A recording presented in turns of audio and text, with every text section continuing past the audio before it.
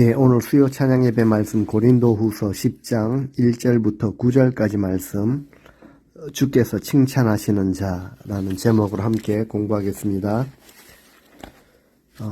거짓 교사, 거짓 사도들은 초대교회 때부터 있어 왔습니다.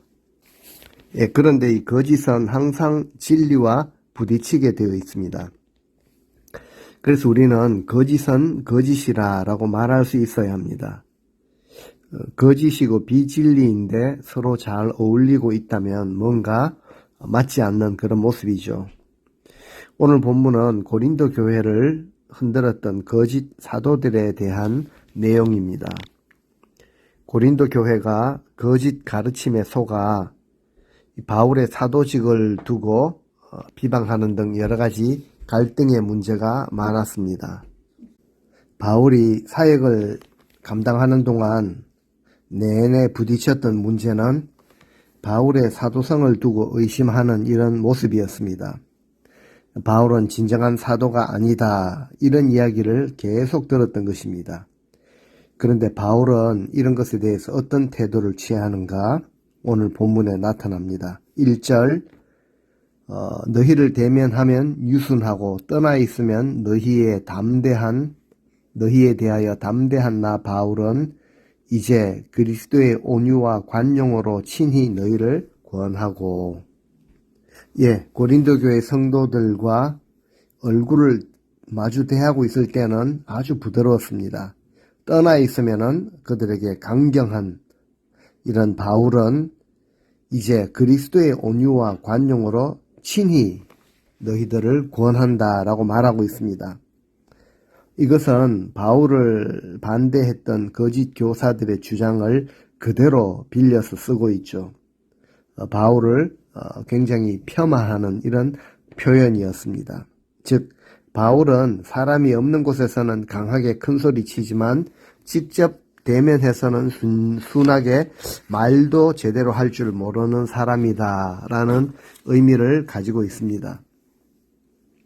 실제로 바울은 글을 쓸 때에는 담대하고 강한 어조로 말하지만 막상 얼굴을 대면하고 있을 때에는 우유부단하다라는 비난을 받았는데 바울이 이런 오해에 대해서 해명을 하는 것이죠. 그리고 고린도 교회 성도들에게 그리스도의 온유와 관용으로 너희들을 구원한다라고 말합니다. 예, 이처럼 잘못된 소문으로 인해서 바울은 자존심과 인격의 손해를 입었음에도 바울이 취하는 자세를 보면은 그리스도의 온유와 관용이었습니다. 우리가 바울의 입장 같았으면은 분노가 생겨나고 화가 많이 났을지 모르겠습니다. 하지만 바울은 감정에 휩싸이지 않고 마음의 평안을 잃지 않았고 그리스도의 온유와 관용으로 지금 성도들을 구원하고 있는 것입니다. 우리 또한 어떤 존재, 어떤 사람을 그냥 무시하고 좀 차갑게 대하고 싶을 때에 우리는 그리스도의 온유하심과 겸손하심을 꼭 생각하는 것이 유익합니다. 주님께서 육신으로 계실 때 어떻게 행하시고 어떻게 참으시고 어떻게 대하셨는가라는 것을 생각해 보아야 합니다.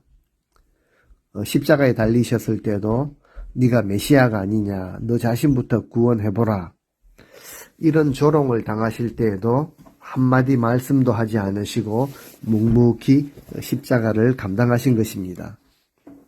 그래서 2절에 바울은 자신이 거짓 교사들을 대할 때에는 담대하게 강하게 대했지만 고린도 교회 성도들에게는 그렇게 대하지 않으려고 한다라고 말하는 것입니다.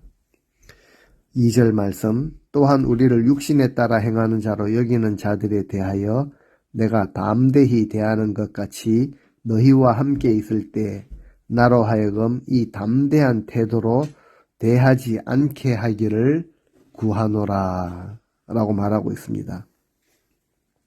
바울이 육체대로 행하며 육신의 계획과 세상의 방법대로 행동하며 목회한다고 비난하는 자들을 대할 때 바울은 담대한 태도를 가졌습니다. 자신은 그리스도의 부름을 받은 사도로서 복음을 위해서라면 늘 자신을 변호했던 것입니다. 이와 같이 바울은 성도들과 함께 있을 때 이러한 태도, 즉 담대한 태도로 대하지 않기를 구하노라. 즉 자신을 비난한다고 해서 그들을 처벌할 그런 권리를 마음껏 행사하지 않기를 바란다라고 말하는 것이죠. 그렇습니다. 바울은 육신의 방법을 버렸기에 복음에 어긋나는 이런 방법을 절대 취하지 않았습니다.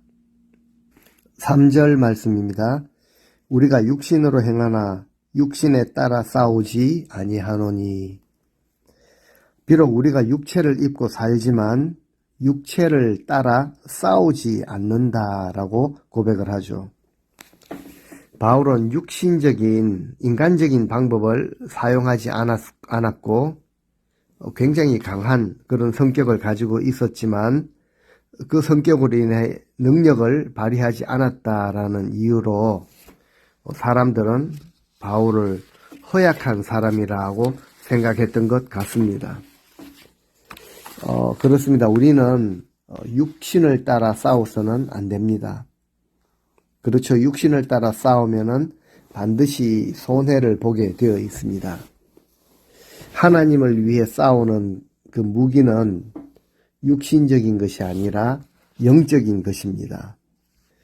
우리가 흔히 범하기 쉬운 실수가 여기에 나타나죠. 어떤 태도입니까?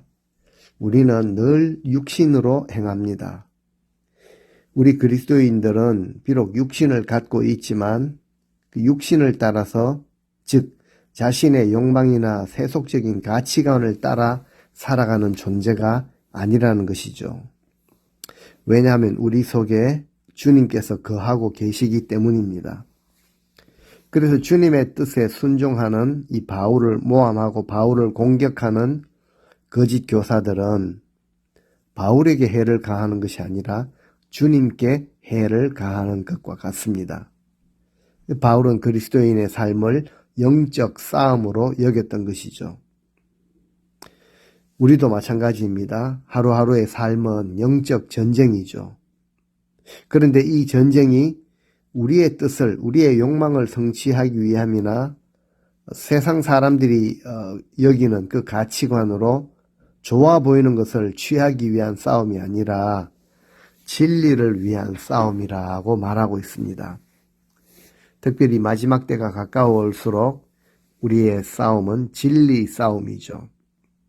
주님께 사명을 받아 감당하는 어떤 모습으로든 감당하는 사역은 육체의 싸움이 아니고 영적인 목표를 가지고 영적 원수와 싸우는 영적인 싸움이죠. 그래서 우리는 이 영적 전쟁을 잘 감당해야 합니다. 그래서 바울이 4절에 우리의 싸우는 무기는 육신에 속한 것이 아니고 오직 어떠한 진도 무너뜨리는 하나님의 능력이라 모든 이론을 무너뜨리며 라고 고백합니다. 바울이 참 중요한 표현을 했는데요. 바울의 무기가 육체에 속하지 않았다라는 것은 어떤 의미이겠습니까? 보통 나에게 무기가 있다, 나도 한 칼 있다라는 뜻이죠. 내가 자신 있게 휘두를 수 있는 것. 그런데 바울은 내세울 만한 것들이 많았음에도 불구하고 이런 것들을 절대 휘두르지 않았다라고 고백을 합니다. 우리 그리스도인들이 갖추어야 할 무기는 육체에 속한 것이 아닙니다. 그러니까 견고한 진을 무너뜨리지 못하는 것이죠. 육신에 속한 것으로 내가 자랑할 만하고 휘두를 만한 것으로 싸우니까 견고한 진은 무너뜨리지 못하고 늘 낭패를 당하기 마련이죠. 정말 우리 그리스도인들이 갖추어야 할 무기는 바로 견고한 요새까지 무너뜨리는 하나님의 능력이 우리 무기가 되어야 합니다. 그런데 그 무기가 보니까 모든 이론과 궤변, 사상, 철학, 가치관 이런 것들을 다 무너뜨립니다. 한때 고린도 교회 거짓 교사들의 가르침이 견고한 진, 저들은 대단한 것을 가르치고 이것을 대적할 자가 없을 것이라 라고 보였던 것이죠. 그런데 그 모든 것들이 보니까 하나님의 능력 앞에서 무너졌습니다. 왜 그런가요? 진리가 아니었기 때문입니다. 고대로부터 인류 역사상 얼마나 많은 이론과 철학, 사상가들이 왕성하게 활동을 하고 주장을 했습니까? 결국 하나님의 말씀에 맞지 않는 것은 다 사라지고 맙니다. 천지는 변해도 여호와의 말씀은 영원히 서는 것이죠. 왜냐하면 하나님의 말씀이 하나님의 능력이고 진리이고 생명이기 때문에 그렇습니다. 우리는 눈을 크게 뜰 필요가 있습니다. 영의 눈을 크게 떠야 한다는 것이죠. 우리가 감당하는 싸움의 이면에는 늘 사탄이 도사리고 있습니다. 우리가 사탄의 이 실체를 알게 되면 어떻게 대항해야 하는가를 알게 되는데 육신의 무기로, 육신에 속한 무기로는 안 됩니다. 외형적인 것으로는 오히려 더 넘어지게 되죠. 하나님의 능력입니다. 어느 정도의 능력입니까? 5절 말씀입니다. 하나님 아는 것을 대적하여 높아진 것을 다 무너뜨리고 모든 생각을 사로잡아 그리스도에게 복종하게 하니. 그렇죠. 하나님을 아는 지식이 가장 고귀한 것인데 이것을 대적해서 스스로 높아져 있는 모든 주장, 사상, 철학을 무너뜨리고 모든 이 잡다한 생각을 사로잡아서 그리스도께 복종을 시킵니다. 우리 인생은 이처럼 무지와 오해, 편견, 탐욕이 우리 속에 자리를 잡고 있는데 이것은 사탄의 음모이죠. 사탄 마귀는 항상 하나님을 아는 것, 이것을 대적합니다. 이러한 방법으로 사람들이 복음에 순종하는 것을 막고 인간의 마음을 장악하죠.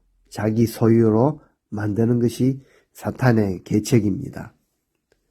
중요한 사실은 바울이 하나님의 능력을 가지고 임하는 싸움의 최종 목적은 자신의 유익이나 자신은 사도적 권위로서 적대자들에게 힘을 한번 보이고자 또 그들을 굴복시키고자 하는 것이 절대 아니라 오직 그리스도께 복종시켜야 했다라는 것입니다.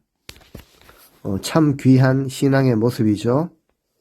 보통 힘이 있고 능력이 있으면은 어쨌든 상대방을 제압하고 굴복시키려는 것이 우리 인간의 모습일 텐데 바울은요, 오직 그들로 하여금 오직 주님께 복종시키려 했다라고 고백을 하는 것입니다. 하나님을 아는 지식을 가로막는 큰 장애물이 이게 얼마나 큰지 우리 인생에게 하나님의 방법과는 정반대로 자꾸 부추기죠. 하나님을 아는데 장애가 된다면 그것은 우상입니다. 깨뜨려야 하고 무너뜨려야 하는 것이죠. 모든 생각을 사로잡아 그리스도께 복종시켜야 합니다. 6절 말씀에 보시면 우리는 너희의 순종이 온전하게 되었을 때 모든 순종치 않은 사람들을 벌하기 위해 준비하고 있다. 좀 다소 엄한 표현을 하고 있죠. 여기에 보면 이제 모든 불순종하는 자들을 벌할 수 있는 그 권리가 바울에게 있다라는 것을 보게 됩니다. 마치 그리스도의 군사령관처럼 복종치 않는 모든 것을 벌하려고 준비하는 중에 있노라 라고 표현하는 것 같습니다. 예, 비록 바울이 온유와 겸손을 보였지만 사도로서 그의 권위를 내버린 것이 아니었습니다. 순종하는 자를 귀하게 여기고 칭찬하지만 순종하지 않는 다른 사람들은 심한 책망을 받게 된다라는 것을 뜻하는 것이죠. 이런 권세가 있었습니다. 이것은 바울의 그 개인적인 복수를 말하는 것이 절대 아닙니다. 그리스도의 복음에 불순종하는 사람을 처벌하는 것이죠. 주님의 몸인 교회의 질서를 파괴하는 자들에 대한 처벌입니다. 결국 하나님의 심판이 있다라는 것을 뜻합니다. 7절 말씀, 너희는 외모만 보는도다. 눈앞에 있는 것만 본다는 것이죠. 만일 사람이 자기가 그리스도에게 속한 줄을 믿을진대 자기가 그리스도에게 속한 것 같이 우리도 그러한 줄을 자기 속으로 다시 생각할 것이라. 예, 외모로 판단하는 사람은 언제나 외모에 치중하며 살죠. 바울은 하나님을 기쁘시게 하려고 애쓰는 삶을 살았습니다.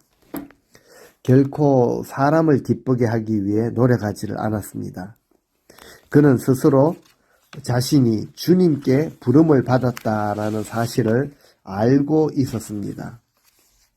그래서 바울은 고린도 교회 성도들에게 어떻게 사람을 외모로 보느냐, 만약 자신이 그리스도께 속한 사람인 것을 확신한다면 우리도 그런 사람들인 것을 믿어야 하지 않겠느냐라고 말합니다.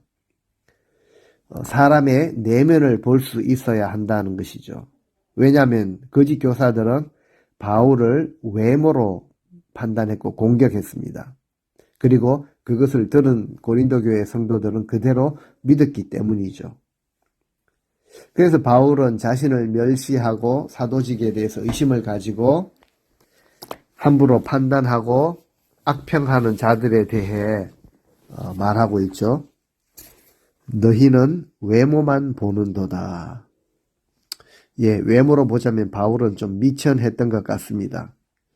바울의 그 대적자들처럼 풍채가 좋은 것이 아니었죠. 든든한 그런 추천서 한 장 없이 다녔던 그런 모습으로 비쳤던 것입니다. 그런데 하나님 앞에서 이것은 바른 평가가 아니었습니다. 아마 어떤 사람들은 외모와 힘을 자랑했던 것 같습니다. 그런데요, 거짓 외모가 있죠. 보이기 위해서 꾸미고 마치 있는 것처럼 그렇게 잘 꾸미게 되면 또 웬만하면 사람들이 거기 잘 속아 넘어갑니다. 그리스도를 모르면서 아는 체 하는 자들도 있습니다. 은혜가 없으면서 덕이 있는 것처럼 보이려고 하는 자들도 있죠. 그리고 여기에 속아 넘어가는 자들도 많이 있습니다.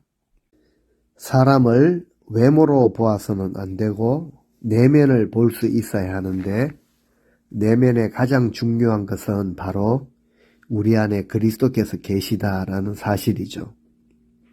그래서 나는 그리스도께 속한 자라는 진정한 자부심. 그래서 바울은 성도들에게 너희들은 사실을 똑바로 보라. 겉으로 드러나는 외모가 사실이 아니라 내 내면에 정말 내가 그리스도께 속한 자라는 이 사실을 볼 수 있어야 한다라는 것을 말하고 있습니다. 우리도 연약하기 때문에 혹 우리 안에 허물이 있을 수 있습니다. 하지만 그리스도 안에서 서로를 용납하게 되죠. 서로 다른 점이 많아도 그리스도 안에서 하나가 될 수 있습니다. 아무리 서로 다른 의견을 가지고 있어도 우리는 그리스도께 속한 자들이기 때문에 서로에게 복종하고 질서에 순종하게 되는 것이죠. 우리는 같은 신앙을 고백하는 자들이고 같은 하나님의 법을 지키는 자들입니다. 같은 믿음의 터 위에 서 있는 자들이고 결국 유업을 함께 누릴 자들이기 때문에 그렇습니다. 8절 주께서 주신 권세는 너희를 무너뜨리려고 하신 것이 아니요 세우려고 하신 것이니 내가 이에 대하여 지나치게 자랑하여도 부끄럽지 아니하리라. 바울은 자신이 고린도 교회 성도들에게 자신에게 있는 권위를 좀 지나치게 자랑했다고 하더라도 그것을 부끄럽게 생각하지 않는 이유를 말하고 있죠. 그것을 통해 그들을 무너뜨리려고 하는 것이 아니라 주님의 몸된 교회를 더욱 건강하게 세우려고 했기 때문이라고 말하고 있습니다. 우리가 어떤 단체나 모임이나 공동체에 속해 있을 때 내가 있으므로 그곳이 더 풍성해지고 세워지고 또 사람들의 삶이 성숙해지고 변화된다면 이것보다 더 가치 있는 삶을 사는 모습은 없을 것입니다. 바울이 그랬죠. 자신으로 인해 성도들의 삶이 성숙해지고 교회가 다시 세워지게 된 것을 깊이 감사하고 있는 것이죠. 진정한 영적 권위는 망치는 데 있는 것이 아니라 잘 세우는 데 있습니다. 잘 세우기 위해서는 아닌 것은 아니라라고 해야 되죠. 잘한 것은 칭찬하고 격려하고 부족한 것은 함께 협력하고 도와주고 또 죄는 죄라고 말해야 합니다.